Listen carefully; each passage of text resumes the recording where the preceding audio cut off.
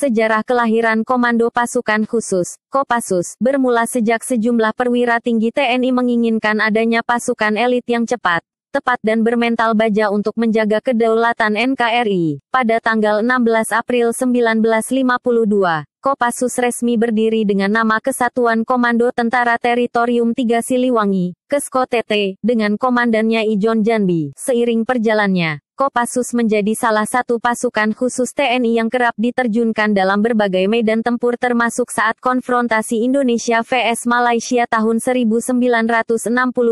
Saat itu Presiden Soekarno memerintahkan Panglima TNI menggelar Operasi Dwi Kora untuk menggagalkan pembentukan negara Malaysia yang dinilai sebagai antek Inggris. Penggabungan sejumlah negara Federasi Malaysia dianggap Soekarno sebagai bentuk kolonial Imperium Inggris yang berbahaya bagi kedaulatan Indonesia. Hal inilah yang membuat Soekarno marah dan mengirimkan pasukan khusus untuk menggagalkan pembentukan negara persemakmuran tersebut. Meski tidak mengirimkan tentara secara resmi, namun dikabarkan gerilyawan yang turut bertempur di Semenanjung Borneo merupakan prajurit khusus dari RPKAD, Kopassus. Gerilyawan ini bertugas mengganggu perbatasan di sepanjang Sabah dan Sarawak. Mereka juga bertugas melatih warga Kalimantan Utara bertempur. Gesekan bersenjata antar kedua kubu terjadi. Konfrontasi semakin memanas, Malaysia kian terdesak dengan berbagai propaganda dan pertempuran darat yang terjadi, sehingga meminta bantuan Inggris untuk mengirimkan bantuan tentara. Dikabarkan Inggris mengirimkan pasukan elitnya SAS dan tentara bayaran Gurkha. Pertempuran gerilya di hutan Kalimantan pun meletus gerilyawan Tentara Nasional Kalimantan Utara, TNKU, yang dilatih RPKAD, Kopassus, kontak senjata dengan SAS dan Gurkha, saling serang dan mengalahkan antara gerilyawan terjadi. Hingga hari ini belum ada data akurat berapa korban yang berjatuhan akibat pertempuran di hutan lebat Kalimantan itu. Namun yang jelas konfrontasi Indonesia vs Malaysia membuat kontak senjata dua pasukan elit yang disegani dunia terjadi. Kopassus vs Special Air Service, SAS, Gurkha Inggris. Sejarah kelahiran Komando Pasukan Khusus, Kopassus, bermula sejak sejumlah perwira tinggi TNI menginginkan adanya pasukan elit yang cepat,